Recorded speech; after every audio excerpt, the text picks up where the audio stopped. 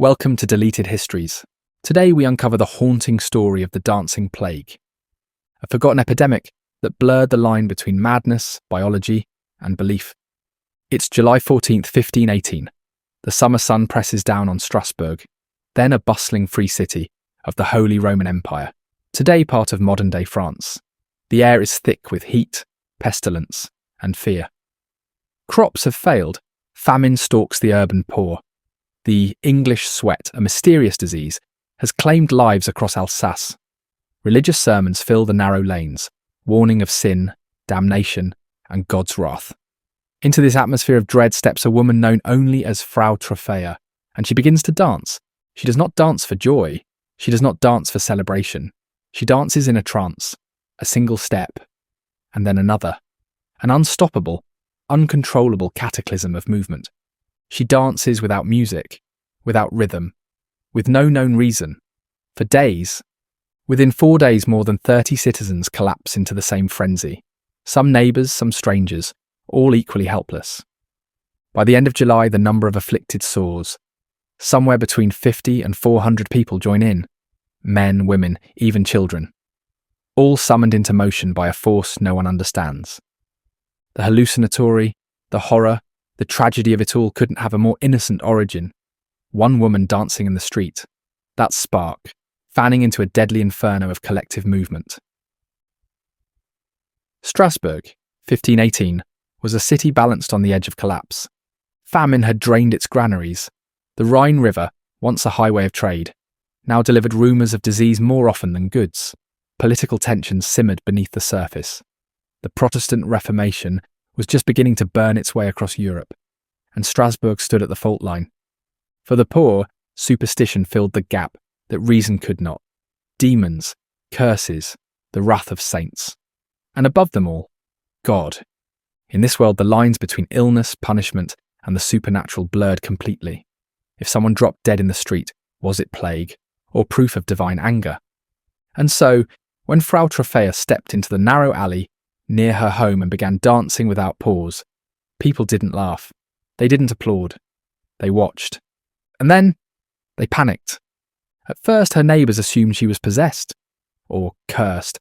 But when the dancing didn't stop, not for water, not for sleep, not even for pain, curiosity gave way to terror. She danced for 6 days. Her feet bled, her muscles failed. She collapsed only to rise again, arms flailing, eyes empty. Then the strangest thing of all happened. Others began to join her. One by one, men and women in the neighbourhood were struck with the same affliction. Some came to watch and left twitching. Others claimed to have heard whispers in their dreams. No one could say exactly why they joined in, only that they couldn't stop. By the 7th day, dozens were in the streets. Their bodies jerked and convulsed, not in rhythm but in agony. And still, the dancing continued. Witnesses described the faces of the afflicted as blank, emotionless. Some wore expressions of pain. Others smiled faintly, as if sleepwalking through a nightmare they couldn't wake from. Onlookers began to gather in the hundreds. No one knew what to do. Some wept, some prayed. Others laughed nervously, until they recognised one of their own in the mob. A cousin, a wife, a child. By week's end, reports say at least 50 had joined. Some accounts claim as many as 100. The city's physicians were summoned. Their conclusion? This wasn't possession. This wasn't witchcraft. They diagnosed it as a medical condition. Hot blood. Their prescription? Let them dance. The city built a stage in the marketplace. Musicians were paid to play drums, violins, and pipes. A performance was set. The hope? That the afflicted would dance the illness out of their system. What happened next is one of the most haunting miscalculations in medical history. Because the moment the music began, the dancers' movements intensified. The beat of the drum seemed to possess them. Feet thudded against the wooden platform. Fingers curled into claws. Bodies writhed like puppets with invisible strings. As one chronicler wrote, many hundreds danced day and night until their very bones gave way. They collapsed. They foamed at the mouth. They screamed for it to stop, but their bodies just kept moving. Some suffered heart attacks. Some died of exhaustion. Others faded into the crowd, never seen again. And yet the music continued. By mid-July, the dancing plague had become a full-scale crisis, not confined to one street, not limited to one neighbourhood. It was spreading. The afflicted were no longer just peasants or housewives. Bakers, butchers, shoemakers, monks, each found themselves overtaken by the same force. They didn't speak. They didn't cry for help. Their limbs simply moved. When their muscles gave out, they fell. When they recovered, they stood again. Eyewitnesses described the dancers as ghostly, caught in some kind of waking death. By some estimates, as many as 400 people would be affected over the course of the outbreak. People danced in alleys, churchyards, markets, even inside chapels. Rumours spread quickly that St. Vitus had cursed the town, that the devil himself had walked through Strasbourg, sowing madness like seeds. That music was the trigger. And also the cure. Local physicians, educated men of the day, dismissed these ideas. To them, it wasn't spiritual. It wasn't supernatural. It was medical. They diagnosed the affliction as choriomania, an excess of hot blood, inflamed by stress, humidity, and bad humours. Their solution was radical and tragic. If dancing was the symptom, then more dancing must be the cure. Let them dance, they said. Let the sickness burn itself out. And so, the city council funded musicians. They erected a larger stage in the town square. They even cleared out a guild hall and hired dancers to accompany the afflicted, turning chaos into spectacle. They did not realise they were feeding the fire. Every note of the fiddle, every drum beat, every footfall echoing on the wood planks only made things worse. More citizens joined the mass, some voluntarily, others involuntarily. The sound seemed to draw people in like a magnet. Some claimed they felt a compulsion in their legs, a tightening, a heat, until they too began to move without permission. It was no longer an illness, it was a movement. The square filled with motion, limbs flailing, torsos twisting. Some dancers collapsed onto cobblestones, foaming at the mouth, convulsing. Still the music played, still the crowd watched. And still. The city did nothing to stop it. Clergy members began to speak out. They saw not disease but punishment, a curse. These are not dancers, one monk wrote, but sinners overtaken by their own guilt. Their limbs speak what their mouths will not. They urged the magistrates to act, but the doctors held firm. More dancing would bring it to an end. Instead, the death toll began to rise. Some sources estimate up to 15 people died each day during the height of the outbreak, of heart attacks, of exhaustion, of blood poisoning from blistered feet. Many died anonymously, buried quickly, forgotten. And yet, even as the bodies fell, the city refused to shut the music down. Because the fear wasn't just the plague, it was the fear that stopping the dance would unleash something even worse. In their minds, this wasn't simply a civic emergency. This was cosmic, a divine punishment, a psychic scream made visible, and if the dancers were to stop before their penance was paid, who knew what might follow? Lightning storms? Fire? Plague? Strasbourg had seen them all. In their desperation to control the outbreak, the authorities handed control over to ritual. But ritual, like fire, doesn't stop on command. When the physicians failed, Strasbourg turned to faith. The church had its own diagnosis, and it did not speak in the language of medicine. It spoke in judgment. This was not choriomania. This was not a fever of the blood. This was punishment, a curse, cast by St. Vitus. In medieval folklore, St. Vitus was a protector and a punisher, a saint with two faces. On one side, he was the patron of dancers, musicians, and the afflicted. But on the other, he was known for casting down those who sinned in silence. It was said that if you cross St. Vitus by lying, cheating, or blaspheming, he would not strike you with lightning. He would make you dance until your guilt poured out through your pores, until your legs gave way, until you dropped dead, redeemed by agony. So when the dancers of Strasbourg refused to stop, and the physicians offered only music, the church stepped in. They called for pilgrimage. Each afflicted soul was to be taken, by foot, cart or stretcher, to a mountain-top shrine dedicated to St. Vitus, a place of exorcism, of cleansing. Those who could walk were led, those who could not were dragged. But first the church performed a ritual. Each dancer was fitted with red shoes, said to symbolize penance and protection. Some had small crosses stitched into the soles. Others were sprinkled with holy water, blessed with sacred oils. Then they were marched, half-conscious, still twitching, out of Strasbourg. A slow procession of broken bodies. Up the mountain. Some wept the entire way. Some wailed like children. Some collapsed mid-step, whispering the same phrase again and again. Make it stop. Those who made it to the shrine were prayed over. Incense filled the air. Relics were placed on their foreheads. Confessions were drawn out. Some were held down as they screamed and shook. Others finally went still. The church declared this a miracle, proof of sanctity, a divine cure. And in a way, whether psychological or spiritual, it worked. One by one, the dancers stopped. Not all at once, not cleanly, but the momentum faded. By September 1518, the last of the afflicted were no longer twitching in the square. The platforms were taken down, the musicians dismissed. Strasbourg went quiet, as if the city itself was holding its breath. There was no feast of thanks, no parades, no victory sermons, just silence. The records end almost as abruptly as they began. No full list of victims, no official death toll, just fragmented chronicles and rumours that hundreds danced, that dozens died, that the rest never truly recovered. Some claim to see former dancers wandering the alleys years later, blank-eyed and trembling, still hearing music in their heads that no one else could hear. The church, of course, declared the crisis a spiritual lesson, a cautionary tale of vice and punishment. But in the minds of the people, something far more unsettling lingered.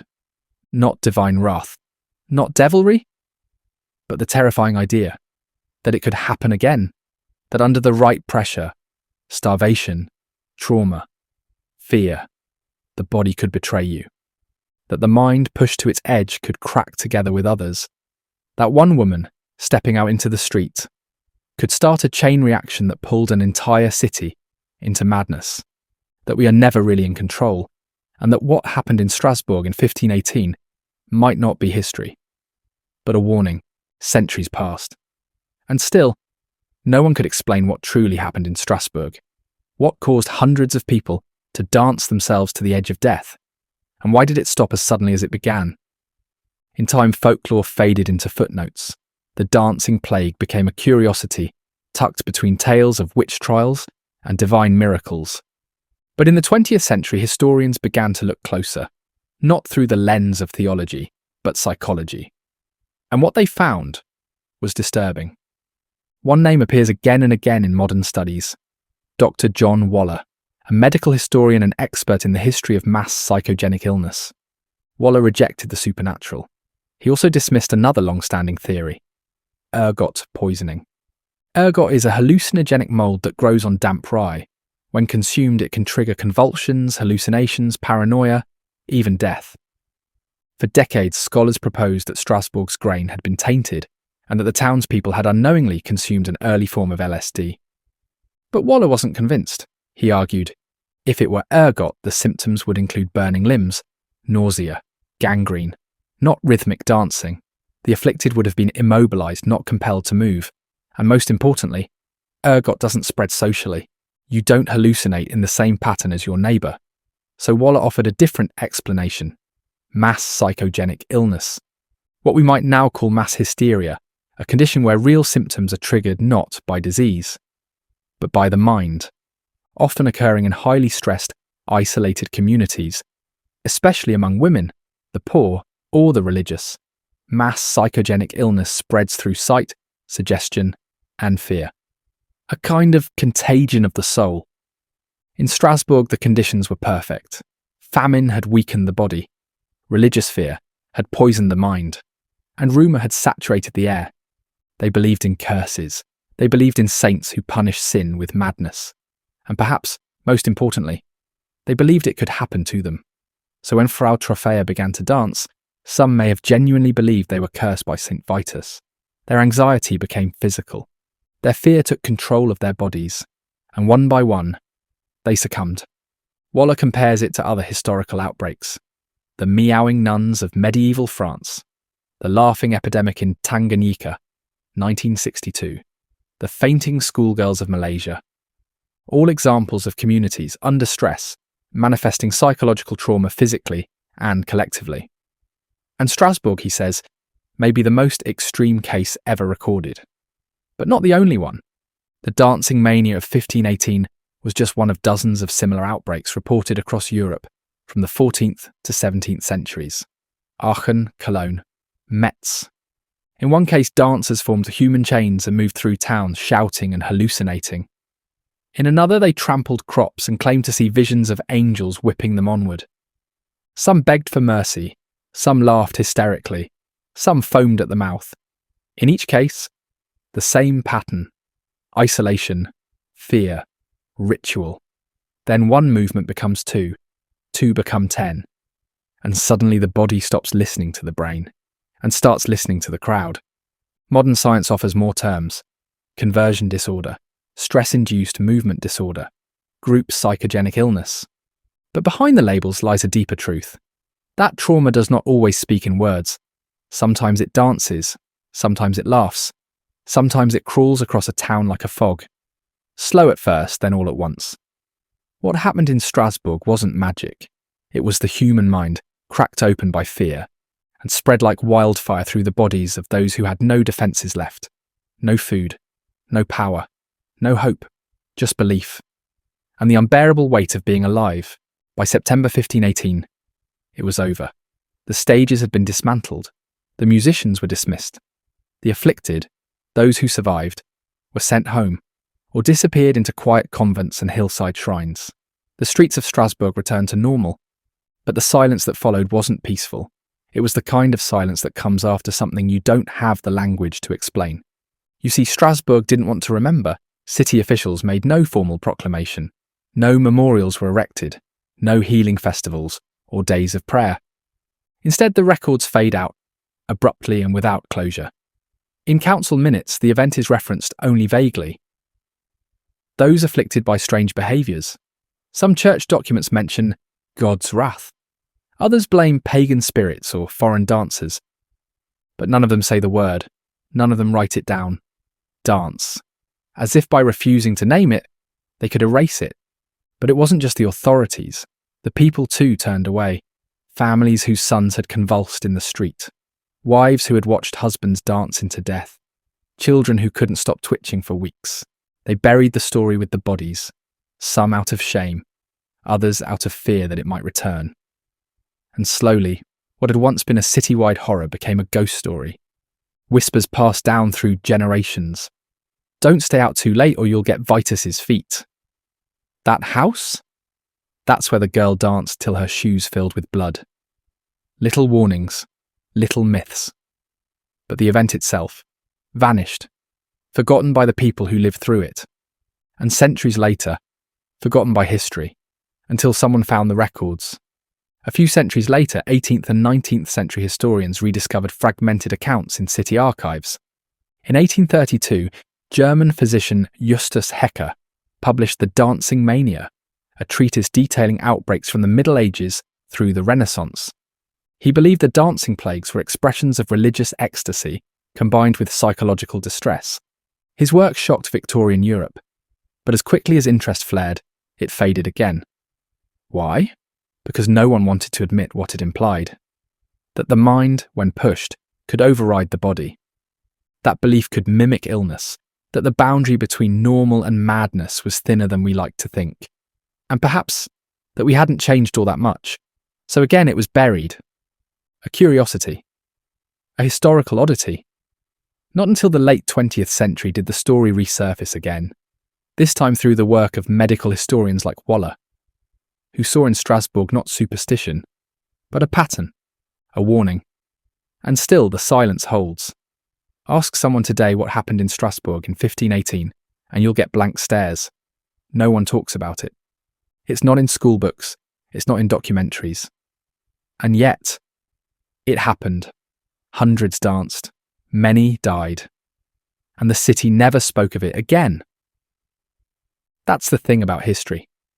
The stories that disturb us the most, the ones that make us question who we are, what we believe, what we're capable of becoming, they don't always get passed down. Some stories are too strange to survive, too real, too close. They become footnotes, or they disappear completely, unless someone digs them back up. It's been more than 500 years since the last dancer collapsed in the streets of Strasbourg. But the story isn't over, because what happened in 1518 wasn't just a medieval mystery. It was a mirror, and what it reflected still lives in us today. Let's take a step back. The people of Strasbourg weren't irrational. They weren't stupid. They weren't primitive. They were humans, tired, overworked, spiritually afraid, victims of hunger, war, disease, and powerlessness. And when all those pressures combined, when life became unbearable, something inside them cracked. And what came out was motion. The body spoke the terror the mind couldn't process. Today we have different words for the same phenomena: mass psychogenic illness, social contagion, collective trauma. But the symptoms aren't all that different. In 1962, hundreds of schoolgirls in Tanzania began to laugh uncontrollably for weeks. In 1983, nearly 1,000 workers in a garment factory in Sri Lanka collapsed in what they believed were toxic gas attacks, but no gas was ever found. In the 2000s, teens in the US and Europe began displaying Tourette-like tics after watching videos of others with similar symptoms on YouTube. In all these cases, the pattern was the same: high stress, isolation, suggestion, contagion. What starts in one mind spreads like fire, not because people are faking, but because trauma doesn't obey logic. The brain can make the body do strange things. And when that strangeness is mirrored by others, when it's validated, reflected, and shared, it becomes real. This is what John Waller warned us about. He argued that mass hysteria isn't just an outlier of history, it's a built-in response to fear. And in modern times, when our tools for connection have multiplied, so too has our vulnerability. Social media, for example, functions like a medieval public square. Except now, you don't have to be there physically. A trend can go viral overnight. A panic can erupt from a single video. A mass behaviour, destructive or irrational, can spread across countries with nothing but likes and shares. It may not look like dancing, but it's the same dance, the same rhythm, the same helplessness, dressed in modern clothes. The dancing plague of 1518 isn't just history, it's a parable about what happens when the world presses too hard and the human mind starts looking for release. Sometimes that release is a laugh, sometimes it's a scream, and sometimes it's a movement your body won't let you stop. So what do we do with this story? Do we shelve it under weird history? Do we reduce it to TikToks and trivia threads? Or do we see it for what it really is? A warning. Because the truth is, nothing like this ever ends. It just waits for the right conditions, for the right pressure, for the right person to step into the street, just like Frau Trophea did on a hot morning in July, in a city full of fear, and begin to dance. This has been Deleted Histories. Subscribe for more chilling, strange, or forgotten history. Until next time.